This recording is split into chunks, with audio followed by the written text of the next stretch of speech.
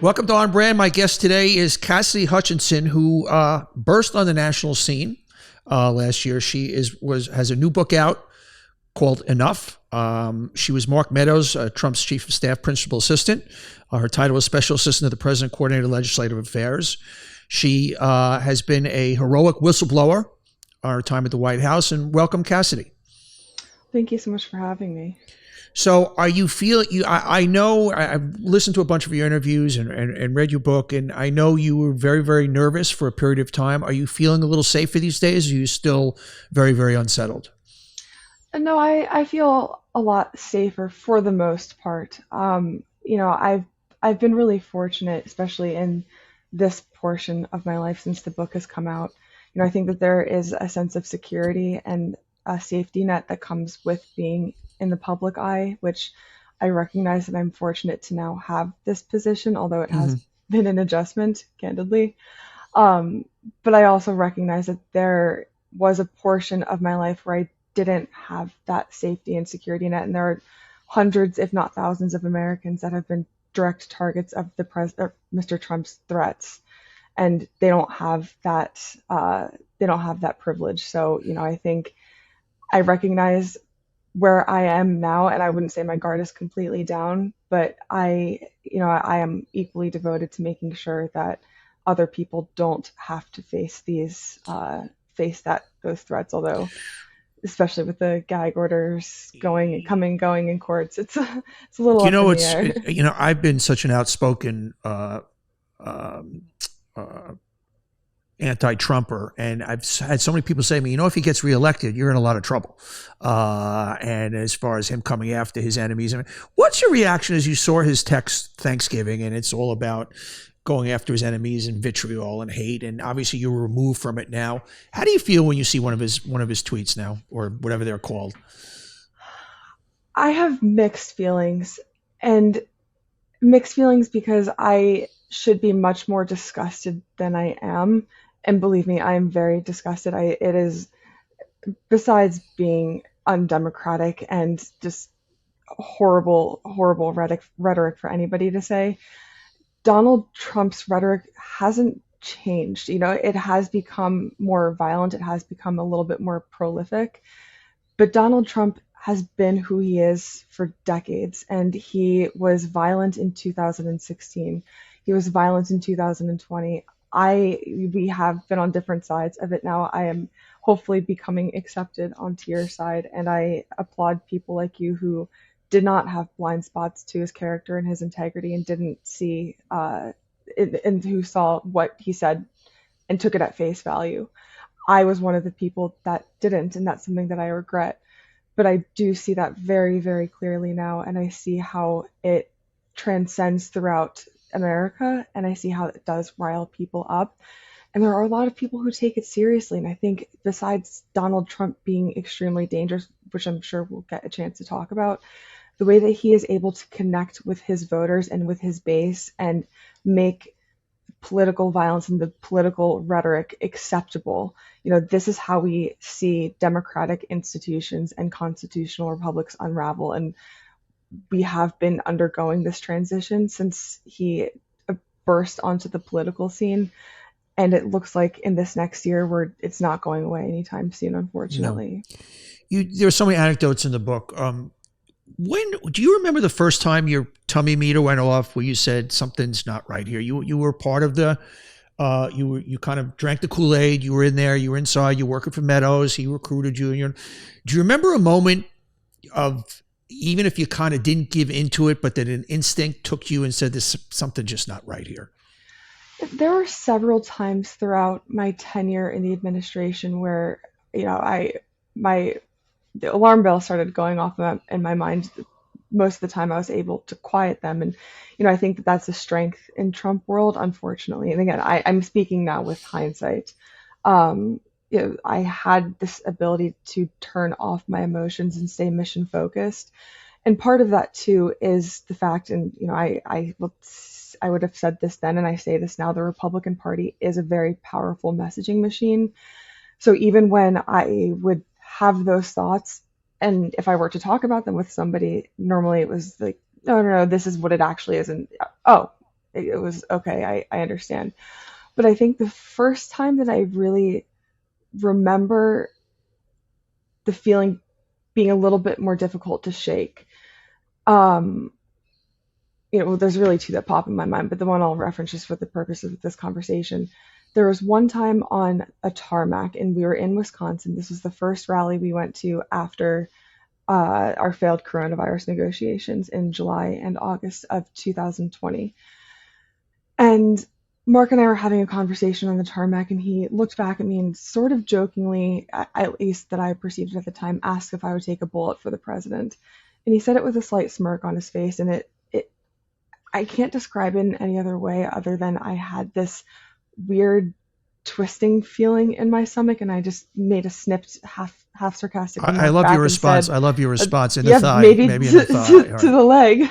Yeah. But that's something that sat with me for a long time, and I thought about that over and over, and I had a few conversations about that, and it speaks to the loyalty that is requested and required of people in that environment. And I would like to hope that Mark was kidding, but I don't know. So do you ever wonder now, and even then when you start to kind of see the light a little bit, how grown, I don't want to say men, grown men and women, but even kind of show this fealty and can still look themselves in the mirror, the kind of the human experience and the dynamic of, I gotta believe most of these people know the difference between right and wrong and truth and untruths.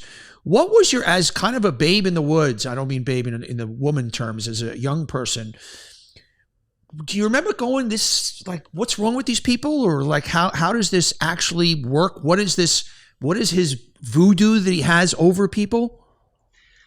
in the moment, no. And I say that because when I wrote the book, I intentionally did it. I'm not here to play revisionist history. I made a lot of mistakes. I had a lot of blind spots to not only Donald Trump's character, but to the character of many of my colleagues. So I say no to that for a reason. And there's this moment that, was very fortunate to work with a fantastic collaborator, Mark Salter.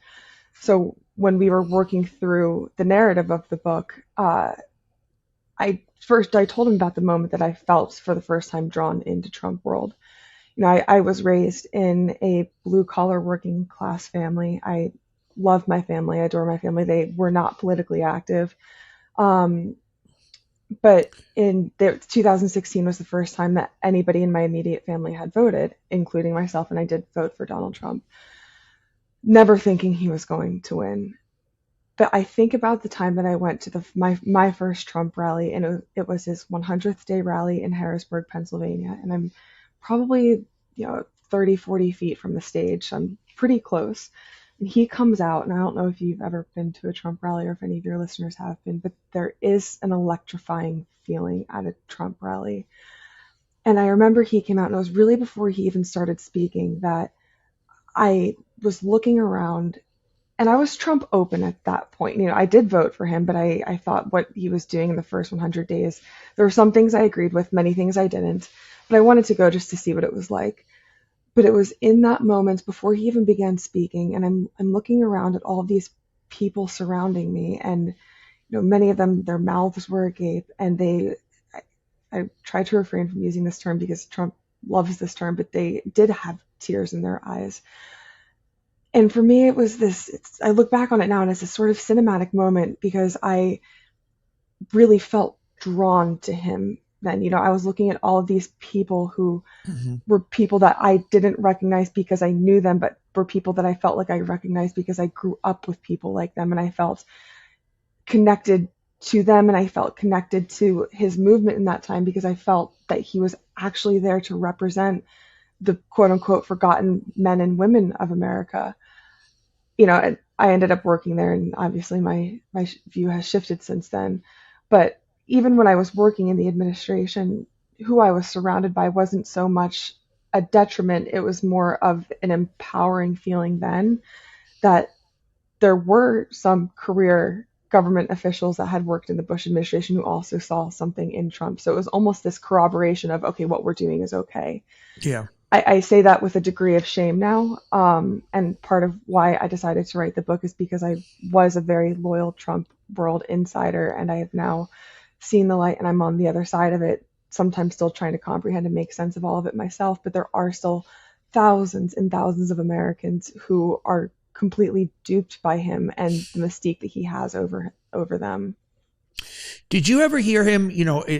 I've spoken to Michael Cohen is a friend of mine, and Michael has told me so many times the demeaning things he would say about the voters that vote for him. Did you ever hear him kind of put down the Trumpers in his own way and looked at, because we all know the people that vote for him, he would have nothing to do with, he can't stand, he looks down at, he demeans. Did you ever remember hearing him demean any of his voters? I short answer, yes. I did overhear him say things along those lines. I overheard him say negative things about people in our military, but that's, for at least in my experience, it was always quickly followed up with something positive. So it was almost made to feel like he was right. sort of joking. I don't like to blame my age or being naive to anything on anything at all. I should have seen through it. But with the position that I have now, I don't, there are plenty of people such as Michael Cohen who could very adequately speak to that and connect with those voters in that way. I see my position as, I don't want to ostracize those voters. I don't want those voters to feel that they are any less deserving of having a presidential candidate that is actually there to represent them. I see my role as helping educate those voters, or even swing voters, to the dangers of Donald Trump. So what is that? What is, as somebody who has all the inside baseball, what is that message that you want to give to those swing voters? If somebody right now is on the fence and they're saying, oh, maybe Biden's too old and this and that, and maybe we need somebody like Trump, even with all his faults, what do you say to them? I think the conversation depends on who you're talking to. I've spent a lot of time thinking about this, and if there was a one-size-fit-all answer and I had the keys to the kingdom, believe me, I think that we'd all be in a much better place. Right. But I think, in short, and the most universal message, and you have to delve into this deeper, but at this point in time, and I am not willing to concede, or it's difficult for me to even speculate that he will be the Republican nominee, although that's what it looks like at this point. Certainly looks like that. There's a lot that can happen in a year, and I'm hopeful that another candidate will prevail, not only for the Republican Party, but for the future of the United States. But that being said, it does look like it will be another Joe Biden and Donald Trump mashup. And if there is an independent or swing voter that I was talking to, the simplest thing I can say to them really is, a vote for Donald Trump is a vote for fascism. Yes. And if you want to unravel our constitutional republic and our democratic institutions and embrace a fascist government, then Donald Trump is the candidate that you should vote for. I am personally on the side, and I would never tell people how to vote, but I am personally on the side of, I would like to see our Constitution survive, and I have incredible faith in our founding documents, and I have incredible faith in the generations of Americans, including young people, that have faith in the survival of our country. But if we want that to happen, the obvious candidate, Cassidy, if it is a Trump Biden mashup, it's Cassidy. You read, I'm a marketing guy, and you've read my mind. The Democrats not only have to use the word, oh, we'll lose our democracy, they have to use the F word. You have to say you are voting for fascism, and here's what fascism looks like, and compare them to other fascists. You have to go there. And so I love hearing you say that. There were some of the incidents in the book that in the scheme of things are not the most dramatic things, but they, him throwing food against the wall or ketchup against the wall. What's going on in your mind as you're watching the leader of the free world get bad news and literally, like a 6-year-old, throw things against the wall? In those moments, it sort of is unreal to look back on and think about now, for multiple reasons. But in those moments, there were bad days, and there were many bad days. We think about 2020 now, and for me at least, I won't speak for others, it sort of is difficult to even recall adequately how insane the year 2020 was. We were dealing with a global pandemic. We had the civil uprising in the summer after George Floyd's murder. We are then going into a general election. So there's just a calamity of events that Donald Trump is uniquely unsuited to handle as president of the United States. He does have a temper. He wasn't just throwing food, that he would flip the tablecloth, he would pound the table. And in my mind, in those moments, again, I feel differently about it now. It was more of a helpless feeling for me because I saw my job as, if I served Mark Meadows well as the chief of staff, then he could serve the president of the United States well. And moments like that would not happen. Looking back with hindsight, it speaks to the volcanic temper of Donald Trump and how his temper cannot be controlled, and how there is not a person on this planet, including Donald Trump, who is deserving of sitting in the Oval Office and as the leader of the free world with a temper as great and as volcanic as his. One of the most despicable characters in the Trump universe is Rudy Giuliani. There's a very troubling passage in the book about what happened to you with him at a rally one day. Why don't you just tell our listeners a little bit about that? Yeah, just briefly. Mr. Giuliani was around a lot in the waning days of the administration. I say waning days meaning he was around a lot, but specific to the post-election period. Yeah. I wouldn't say I was particularly close with Mr. Giuliani, but he was around the White House a lot. It's in the days leading up to January 6th, too. So on January 6th, Mark Meadows wanted Mr. Giuliani to come back into the staff hold tent. I sent a campaign staffer to find him. Mr. Giuliani and his little coterie of aides, including John Eastman, made their way back into the tent. He, for days, had been carrying around binders and stacks of papers with quote-unquote dead people. I'm putting quotes around, but the names of dead voters. And when I saw him, he started waving around a stack of documents, and we're walking towards each other. In this moment too, I'm very stressed. I'm thinking, where's Mark? Why does he need to talk to Rudy? What's going on? So there's just a lot going on in these moments. So Rudy and I speak for a moment. He says, we have the evidence. He wraps me in a hug, which wasn't completely unusual. And I was wearing a little leather blazer that day, and he pulls back and he grabs the bottom of the blazer. And I was also wearing a skirt with tights. He said, by the way, I love this leather blazer on you. And in that moment, I'm trying to figure out how to best describe the gesture, but it's almost like the first half of his fingertips were touching the blazer and then slipped under the skirt. And in that moment, I just kind of peeled back and ripped away, and I just called to him that I would go find Mark. And my next mission was to find Mark. It wasn't something that I put a lot of thought into in that moment, really. Honestly, not really afterwards either. It was extremely inappropriate. It was unwelcomed. It's something that he never should have done. I can't say I'm surprised that he did it given his track record. But, what I think is the important takeaway for readers on that is really two things. One, it speaks to how chaotic that day was. And two, these are the people that Mr. Trump surrounds himself with now and has surrounded himself with throughout his entire career. We think about Donald Trump as the president of the United States, but we also have to think about his aides, his advisors, and those who he keeps in his inner circle. Rudy Giuliani is one of those characters, and he does have the president's ear. And Donald Trump has showed that he is extremely demeaning and condescending towards women for decades. Rudy Giuliani as well. I have had a sliver of experience with that, but there have been many women who have had far worse experiences than what I have had. Cassidy, you became kind of an American hero in 2022 when you testified in front of the January 6th committee. And there was so many damning things in there. Probably the most, and this will obviously come up as he goes to trial, is that he knew he lost. And that was something that you communicated. Yeah, but I also think that Donald Trump's defense, or at least as it sounds now from what I read in the news, which I try to refrain from as much as I can just for my mental health, but he does act like he won, and he acts like he truly believed he won.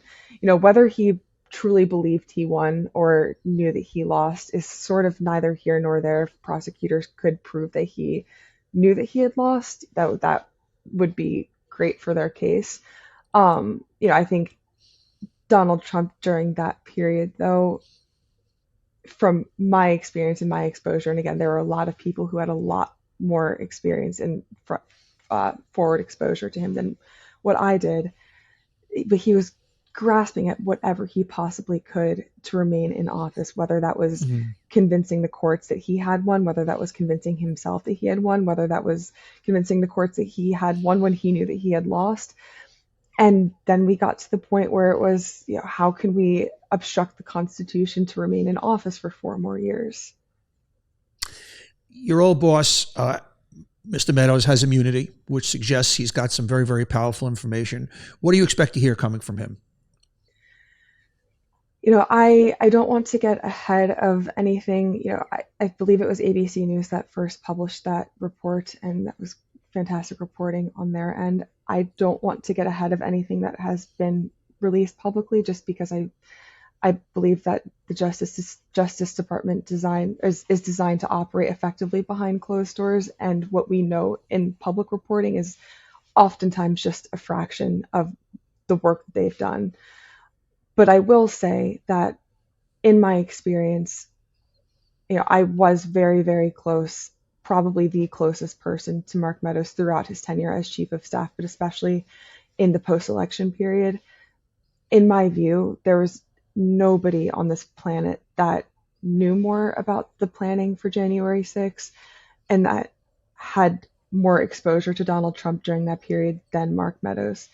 So if ABC's report is accurate and he is cooperating with DOJ investigators, I would hope and presume that he is being honest and forthcoming and recognizes that it is not only his duty as an American, but it's his duty as a father and a grandfather and as somebody who should serve in those roles as a role model and for somebody that wants to inspire more generations to serve in the shadows of their leadership. It's difficult because I think, Mark had a lot of opportunities to do the right thing and what I define the right thing, which is be forthcoming and share what you knew so we don't ever face a constitutional crisis like this again. And I just hope that he recognizes that duty and obligation now. When you were sitting there in front of the committee and you're in the center of the universe with 13 million people watching you and you're 25, I guess you were 25 at the time, and 26. Do you remember saying to yourself, how did I get here? How is this even possible? I mean, this surrealness of it. Do you remember what was going through your mind before they asked you your first question? You sitting there? Yeah, a lot of things and sometimes nothing at all. Sometimes it was just Right. white noise. I Right before I gavelled in, I can't say I recalled having that exact thought, although I definitely had that thought in the days leading up to and on the morning before the hearing. But I also recognized then and now that the reason I was sitting there that day, I guess I should preface this, it shouldn't have been me sitting there that day. And I don't say that in a way where I'm trying to self promote or, pat myself on the back at all. As a public servant, you take an oath to the Constitution, not to partisan interests or an individual. And if you are subpoenaed or even are requested voluntarily to provide investigators what you know, whether it's Congress or an actual investigative body like the Department of Justice, it's a continuation of your public service. My path to that moment wasn't linear, and there were many mistakes that I had made. But there also was a point, we mentioned a mirror test a short time ago, where I was implored by a Republican member of Congress who did not serve on the January 6th committee, who I had been very open with about the moral struggle I had been encountering since my first few interviews at the committee where I hadn't been forthcoming. And this member implored me to look in the mirror, to practice the mirror test, and asked me if I could live with myself for the rest of my life. And from that point forward, I made conscious choices to, one, be more forthcoming with the committee, but it was also a choice for me to be there that day. I was asked to be there that day by the committee, and as much as I didn't really want to be, I recognized the importance of having a voice that was willing to speak truth to what happened on January 6th to the nation, because the nation deserves answers. Well, thank God you did, and you're a hero for doing it. What are you doing now, Cassidy? Well, right now I'm talking to you. Okay, but not this very set in general. I understand. I apologize. Well, right now I have been on the book tour, I guess. Although book tour feels a little weird to say. This part of my Right. life definitely feels surreal. Um, yeah, I'm still figuring out what's next. I see what I'm doing right now though as a continuation. I my public service didn't end on January 20th, 2021, and it didn't end on June 28th, 2022 when I testified. In the process of writing the book and in this period afterwards, I still see this as a continuation of my public service because in this next year, we all as Americans have an opportunity to stop what has been happening and to stop this populist uprising and potential fascist takeover of our government and our democratic institutions. I think it's imperative that we continue to have conversations, hard conversations with Americans. We encourage people to continue to speak out. And if I can provide any solace in that environment, or if I can even just change one mind or help open one mind, I would see myself as being successful. Well, Cassidy Hutchinson, you were a great American. The #1 New York Times bestseller is enough. I really appreciate your time today. You stay well. Thank you so much. Thank you for having me. Everybody, thanks for watching. If you like it, hit that subscribe button. And we love having you here watching On Brand. And just don't miss any future episodes. So don't forget to hit that subscribe button. We'll see you next time.